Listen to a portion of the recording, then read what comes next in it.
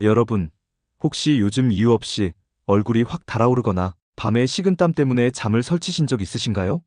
아니면 별것 아닌 일에도 짜증이 나고 예전엔 안 그랬는데 감정 조절이 잘 안 되는 것 같다는 느낌?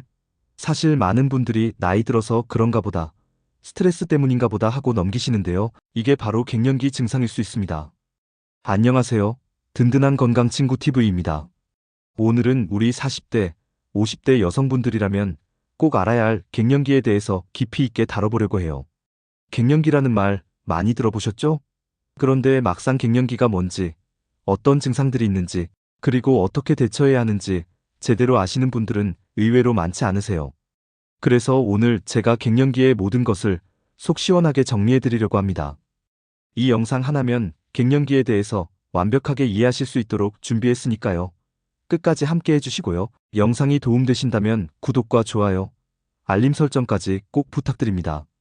먼저 갱년기가 정확히 뭔지부터 알아볼까요? 갱년기는 여성이 나이가 들면서 난소 기능이 서서히 떨어지고 결국 폐경에 이르는 과정을 말합니다. 보통 45세에서 55세 사이에 시작되는데요. 평균적으로 한국 여성의 폐경 나이는 49세에서 50세 정도예요.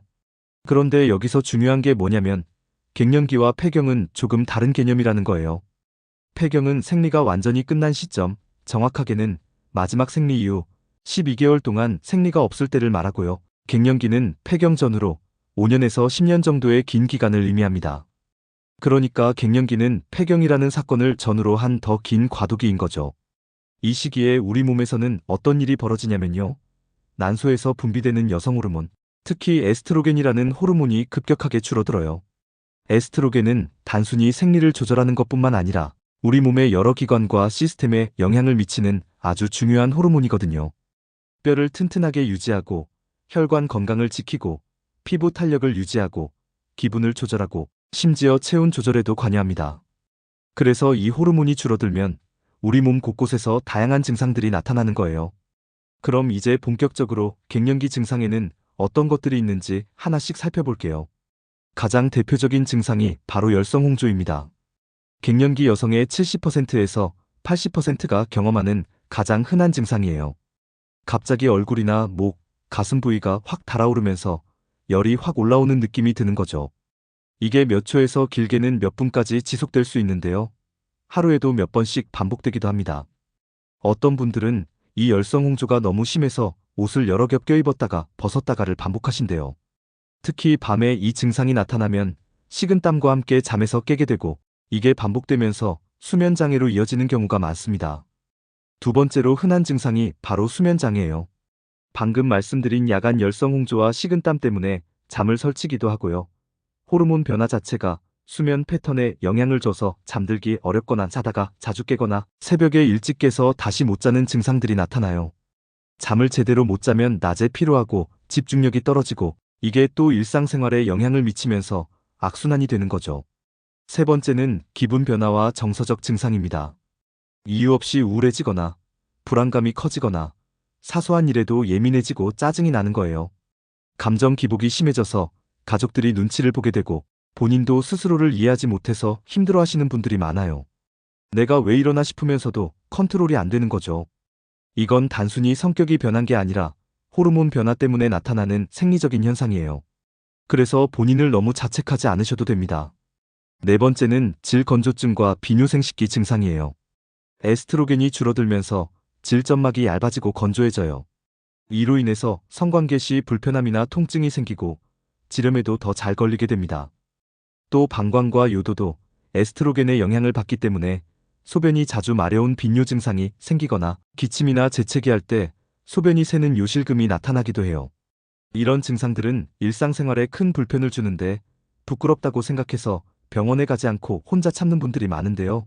치료가 가능한 증상들이니까 꼭 전문의와 상담하시는 게 좋습니다. 다섯 번째로 기억력 감퇴와 집중력 저하가 있어요.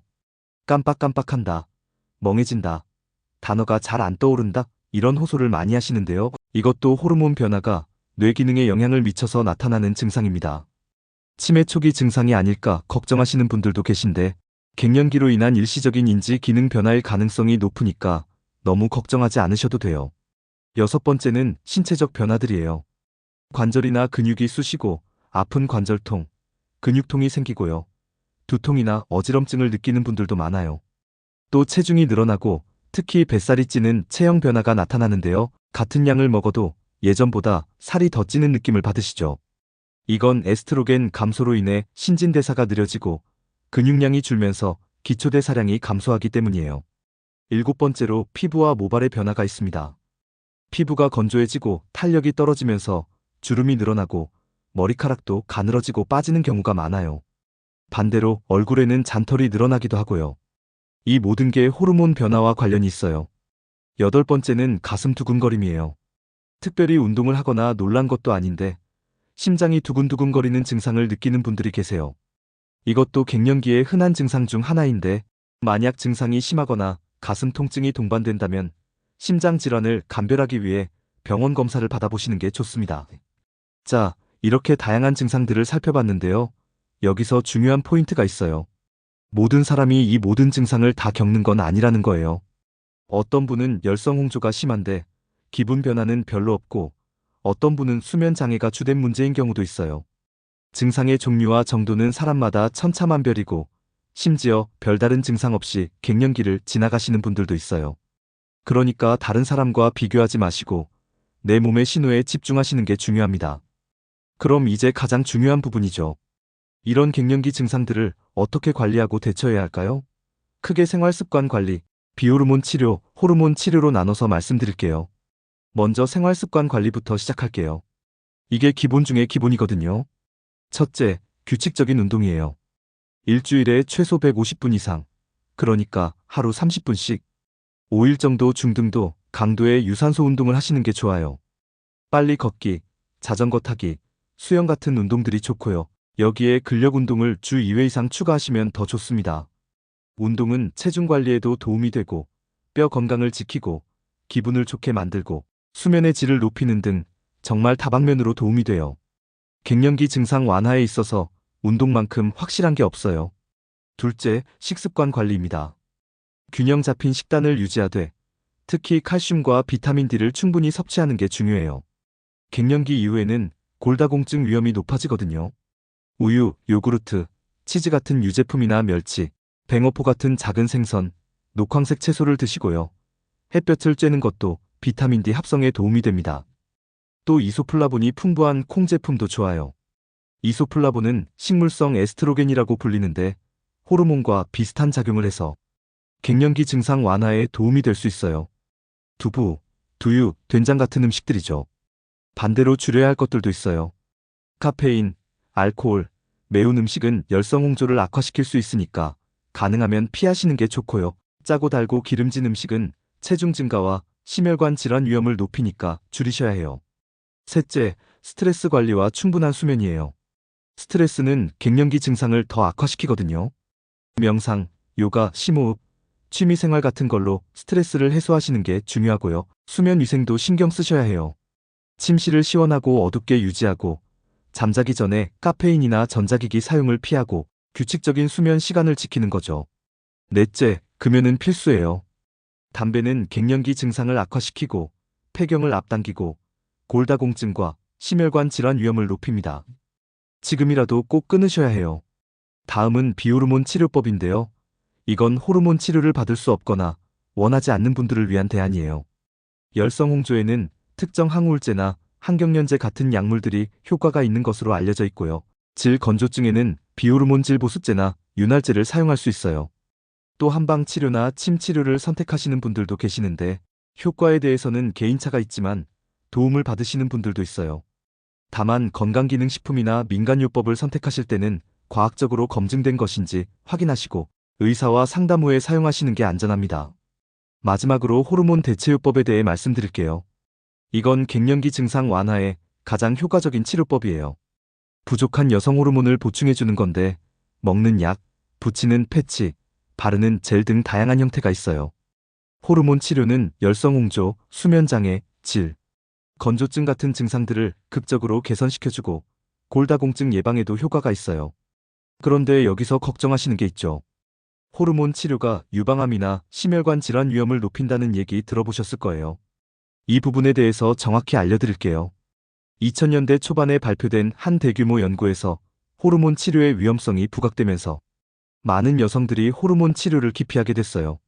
하지만 최근 연구들에서는 조금 다른 결과들이 나오고 있어요. 60세 이전이나 폐경 후 10년 이내에 시작하는 호르몬 치료는 오히려 심혈관 질환 위험을 낮출 수 있다는 거예요. 유방암 위험도 호르몬의 종류, 용량, 사용 기간에 따라 다른데 단독으로 에스트로겐만 쓰는 경우에는 위험 증가가 거의 없고 프로게스테론을 같이 쓰는 경우 약간의 위험 증가가 있지만 그 정도가 크지 않아요. 결론적으로 말씀드리면 호르몬 치료의 이득과 위험은 개인마다 다르기 때문에 전문의와 충분히 상담해서 본인에게 맞는 선택을 하시는 게 중요해요. 호르몬 치료를 받을 수 없는 경우도 있어요. 유방암이나 자궁내막암 병력이 있거나 혈전증 위험이 높거나 중증간 질환이 있는 경우에는 호르몬 치료가 적합하지 않아요. 이런 경우에는 앞서 말씀드린 비호르몬 치료법이나 생활습관 관리로 증상을 조절해야 하죠. 자, 그럼 언제 병원에 가야 할까요? 갱년기 증상으로 일상생활에 지장이 있다면 주저하지 말고 병원을 방문하세요. 특히 열성 홍조나 수면 장애가 심해서 삶의 질이 떨어지거나 우울감이 심하거나 질출혈이 있거나 급격한 체중 변화가 있다면 꼭 진료를 받으셔야 해요. 갱년기는 산부인과나 갱년기 전문 클리닉에서 진료를 받으실 수 있고요. 증상에 따라 정신건강의학과, 가정의학과 등을 함께 방문하실 수도 있어요. 마지막으로 꼭 말씀드리고 싶은 게 있어요. 갱년기는 질병이 아니라 자연스러운 노화 과정의 일부예요. 모든 여성이 겪는 정상적인 변화죠. 그런데 우리 사회에서는 갱년기를 부정적으로만 바라보는 경향이 있어요. 늙는다, 여성으로서의 매력이 떨어진다, 이런 식으로요. 하지만 갱년기는 인생의 새로운 단계로 나아가는 전환점이에요. 출산과 육아에서 벗어나 자기 자신에게 집중할 수 있는 시기이기도 하고요. 물론 증상이 힘들 수 있지만 적절한 관리와 치료를 통해 충분히 건강하고 활기찬 삶을 유지할 수 있어요. 갱년기를 겪고 계신 분들에게 드리고 싶은 조언은 이거예요. 첫째, 혼자 참지 마세요. 가족이나 친구들과 이야기를 나누고 필요하면 전문가의 도움을 받으세요. 둘째, 본인의 몸을 소중히 여기세요. 규칙적인 운동과 건강한 식습관으로 몸을 잘 돌보는 거죠. 셋째, 긍정적인 마음가짐을 가지세요. 갱년기는 끝이 아니라 새로운 시작이에요. 넷째, 정기적인 건강검진을 받으세요. 갱년기 이후에는 골다공증, 심혈관 질환, 대사증후군 같은 질환들의 위험이 높아지니까 정기적으로 건강 상태를 체크하는 게 중요해요. 오늘 영상 어떠셨나요? 갱년기에 대해서 궁금하셨던 부분들이 조금이라도 해소되셨길 바라고요. 혹시 영상을 보시면서 이게 갱년기 증상이었구나 하고 깨달으신 분들이 계시다면 부끄러워하지 마시고 적극적으로 관리하시고 필요하면 치료도 받으시기 바랍니다. 갱년기는 누구나 겪는 자연스러운 과정이고 충분히 건강하게 극복할 수 있어요. 이 영상이 도움이 되셨다면 구독과 좋아요, 알림 설정 부탁드리고요. 댓글로 궁금한 점이나 다뤄줬으면 하는 주제가 있으면 남겨주세요. 여러분의 든든한 건강 친구가 되어드릴게요. 다음 영상에서 더 유익한 건강 정보로 찾아뵙겠습니다. 오늘도 건강하세요. 감사합니다.